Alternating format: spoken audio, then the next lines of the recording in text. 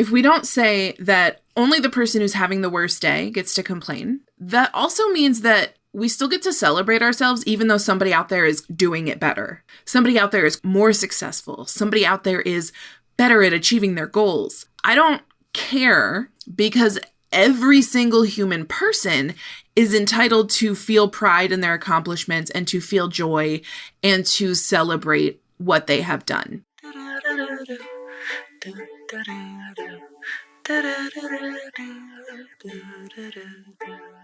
Hey friends! Today I want to talk about celebrating yourself. Specifically the fact that when we set goals and we're like, okay, when I achieve this goal, I'm going to celebrate this way. It turns out a lot of you are getting to that finish line and then being like, well, I didn't do it exactly how I said, so I don't actually deserve this celebration or this reward. Well, it took me longer than I intended, so I don't get this celebration. Let's stop that, because it seems like you're just looking for reasons to deny yourself little pleasures and treats and celebrations of what you've accomplished. And I would like to ask why. Why is it that you think you don't deserve to celebrate your achievements? And the answer is probably capitalism. Because usually when I am coaching people and we get to the topic of goals or like setting a long-term vision, like where do you want to be in 5 to 10 years? People are freaked out. People don't want to think that far ahead, because I think the concern is, well, if I dream about something 10 years in the future, that's 10 years where things can get me off track. And that's uncomfortable. And I don't want to think that far ahead, because thinking that far ahead invites more opportunities for failure. And I, Caitlin, question that, because what is failure? If you're going to live the next 10 years, do you want to participate in those 10 years intentionally and decide, hey, I actually want to go this direction, or I'm going to do things that align with where I want to be in 10 years? Or is it more like, I don't want to look 10 years in the future, so I'm just going to let whatever happens happen. I'm just going to leave it up to chance. Because there can be some healthy ways to leave things up to chance. But I think what we're doing is avoiding being intentional because we're worried we're going to fall short of our intentions. So today's episode, we're going to talk about that. We're going to talk about failure and success and thinking of a long-term vision. And I really want to demystify this for you. And I want you to come away with a vision for your future that feels good and that doesn't feel like that is now a track that you're on, punishable by like severe, I don't even know the consequence. You're not getting locked into like a 10-year plan with very specific terms. You are choosing to direct your human life in a certain direction or not. And we really chafe at this. We don't want to do it sometimes. I like doing it because I have gotten out of whatever funk that I was in for a very long time. And so now I'm feeling more engaged with my future self, with the part of me that did have a vision for the future like that. And so I am now looking at things like, well, does this align deep down with like where I want to go? I want a life that feels easeful, like not easy, like there's never any challenges or like there's never an obstacle to overcome, because I like challenges. I like puzzles. I like having to creatively problem solve, but I want my life to feel easeful in the sense that like, it's not hard for me to decide where I'm going. It's easy for me to know what I stand for. It is easy for me to stand up for my needs and my desires and the accommodations I need to succeed and all this other stuff. Like, that's all important to me. But man, we are getting very tripped up on like, but if I try to plan that far ahead and it goes wrong, I failed. And not only I failed, but I am a failure. People are not failures. Like, failure is a description of like an engine that isn't getting what it needs. That engine fails. You had an engine failure, or maybe there was a program failure or something else, right? People cannot be a failure because we are constantly growing and learning and changing and doing. And so like at no point in that process of being a person can you point to it and say, well, that's your problem right there. You've got a mechanical failure. Like, you don't have a personal failure. You have choices that you make, and then we move forward from them. So, like, just imagine, if you will, come on a journey with me. Like, imagine a world where making a mistake was never, ever treated like a huge problem in your life. From minute one, if you spilled juice on the table when you were 3 years old, somebody came up with a rag and said, whoops, that spilled a little bit, didn't it? But that's okay. We can clean up a mess. Instead of yelling at you and shaming you and belittling you and throwing a rag and saying, you better clean that shit up. Like, we learn so much when we are little children. And it's really not fair, like, how much we have to take in data and turn it into like a functioning operating system of knowing this is how the world works, because it's so easy to mess up. It's really, really easy to fail as a verb, to fail a child. That's not to say that parents are failures unless they like commit to failing their child for a very long time. Then I will allow you to bring in that noun. But I want to talk about failing as a verb. And I don't think that we have failed when we have made a mistake or even like overshot or undershot a goal. Like, for example, say we just had our working title writing incubator coaching call last night. And we set September goals this month. And a few people have a goal of like submitting a chapter for critique for both critiques in September. And that's a really tasty little goal. I like it because it's very specific. It also allows flexibility. Like, that you don't have to have a perfect chapter. You don't even have to have a complete chapter. You just have to have something to submit, which means that even if you write like 5 sentences and then some bullet points, you submit that, you have still achieved your goal. And how my writers have progressed since working with me in a space where I don't let you beat yourself up, because as soon as you start being like, oh, it's only this, it's only half a chapter, I didn't really finish it, it's really rough.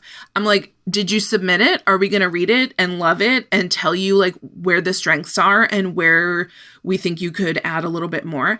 Yes. And we have created together a space where like nobody is in danger of being accused of failure. There is none of that. This is a very healing space, and I don't let anybody be mean to each other. And I also don't let you be mean to yourself, which means sometimes it's a little awkward because I'll just like sit there and be like, you want to reword that, bud? And then people have to sit there and be like, it's okay. I just have to write the first draft. The first draft is okay to be rough and messy. It doesn't have to be complete. And they sit there and they've got this slight roll in their eyes and this look on their face that's like, Caitlin has seeped into my brain and is making me treat myself more gently. And good. I'm sorry, but if I am the ghost in your head that makes you be nicer to yourself, I'm going to haunt you. Ooh, it's spooky season now, so I'm haunting you. So like a year ago, people were submitting, like my people in this example, I'm going to make somebody up and call her Brittany. I don't have a Brittany in working title.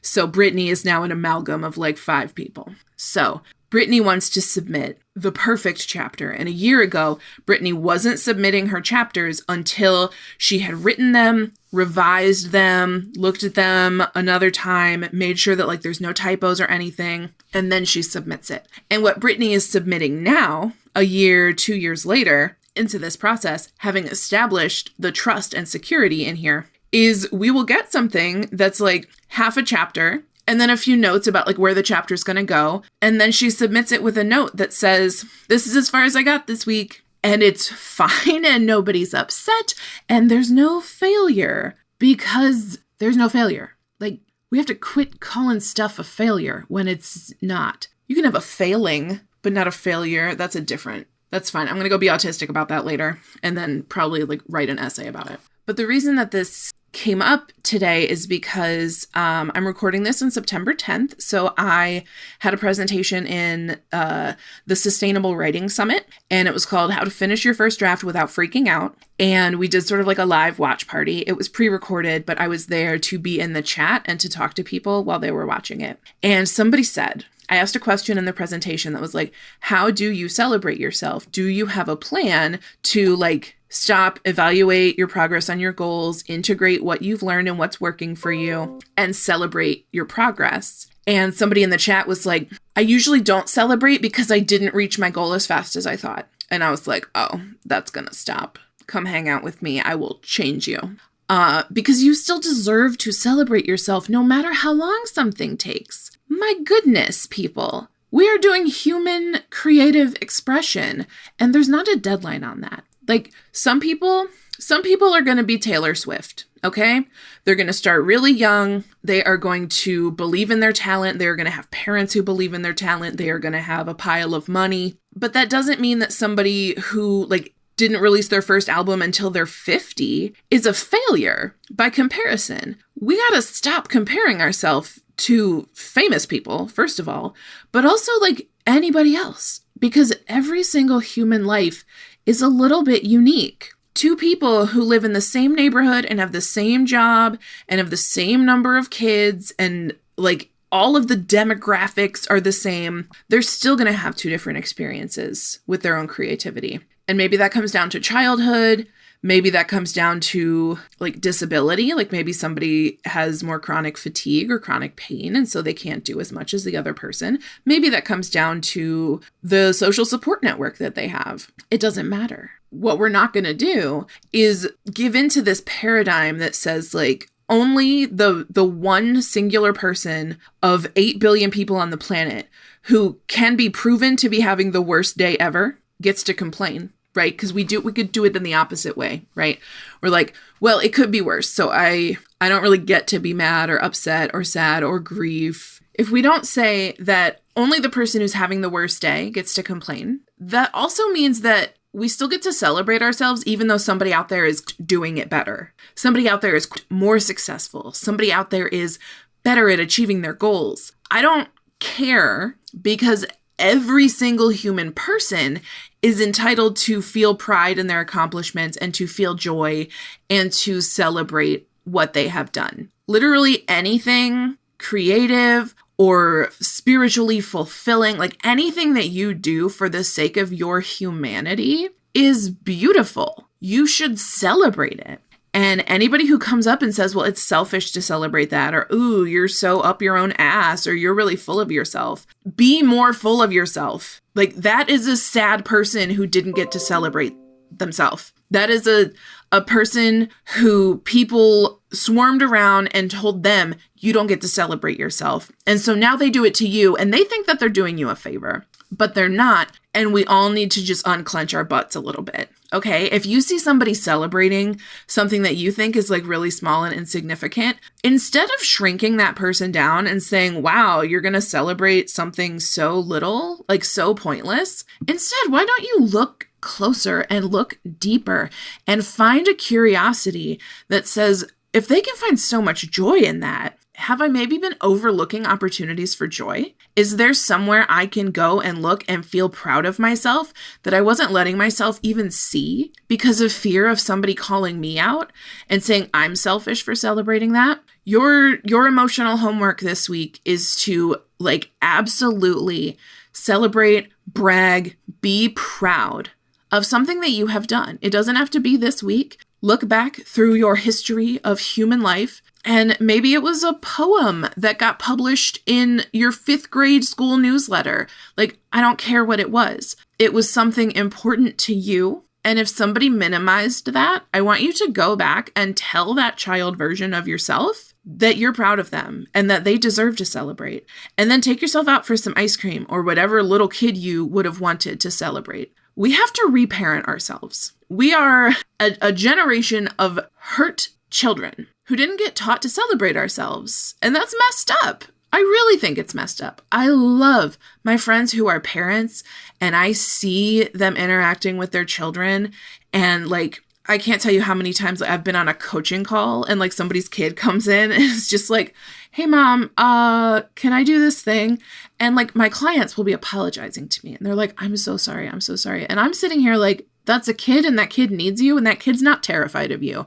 Please go parent your kid. That's fine. Kids go seek out their parents because they trust their parents to provide for their needs. And if your kid never shows up expecting you to provide for their needs, that's kind of a symptom, right? And like, sure, we can have boundaries. We can be like, if dad's home, like talk to dad. But sometimes dad's not home. And sometimes the kids are going to come in the office and be like, can I have a granola bar? Or like, can you undo the lid on my bubbles so I can go sit quietly? Man, I don't care. Sometimes it cuts into our coaching time. Sometimes we have to cut something short and then we reschedule. Like, life is happening. And I think we need to be happening with life. Like, does that make sense? I think this actually goes back to like the long-term 10-year vision thing. Is I think we're kind of afraid of having to participate in 10 years of our lives because we're not really sure what participating in life looks like when we are generally just sort of forced to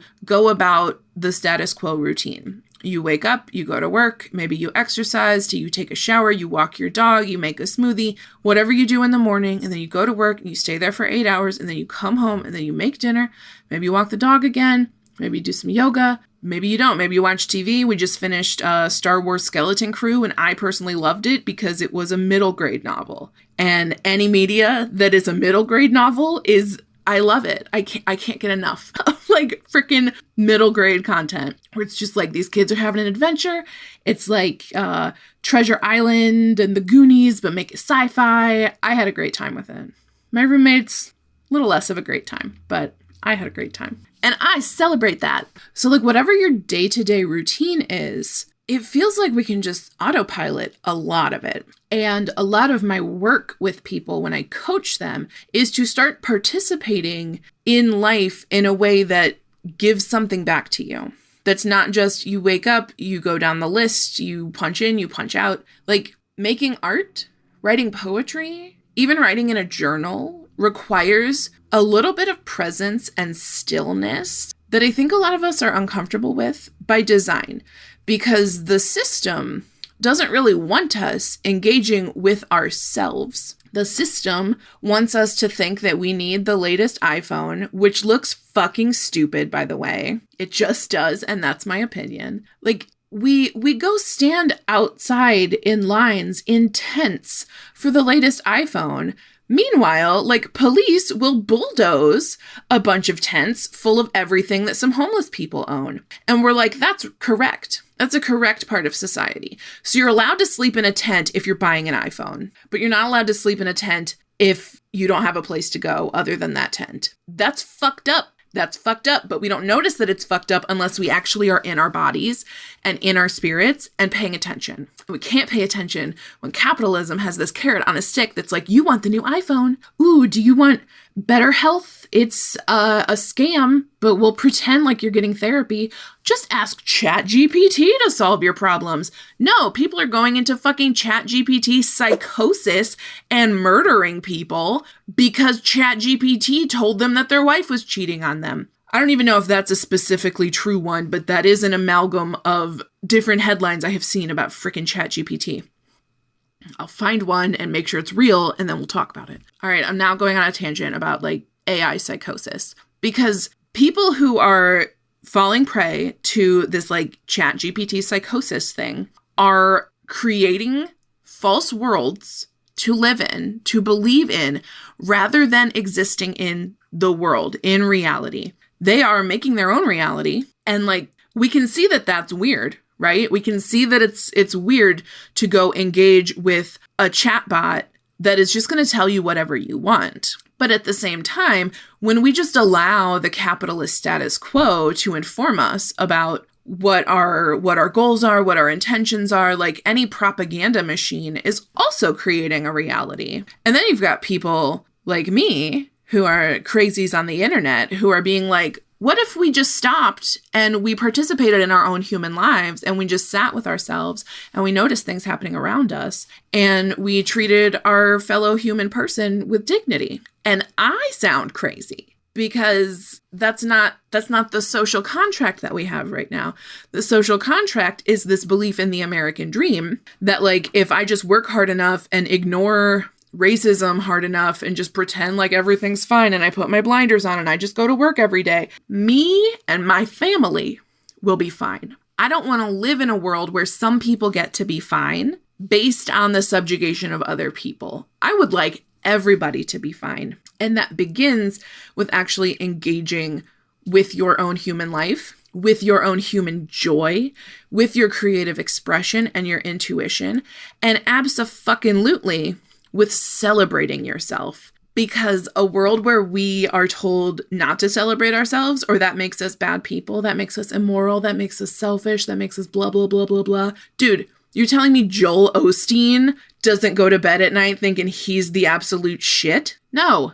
Bad people are out there going to sleep with zero issues because they think they're awesome. So grab a little bit of that audacity, please, and go to bed tonight thinking that you are awesome. Because you are. And even if all you do today is just live in your own human life and your own human body and your own human experience and existence, that's something to celebrate.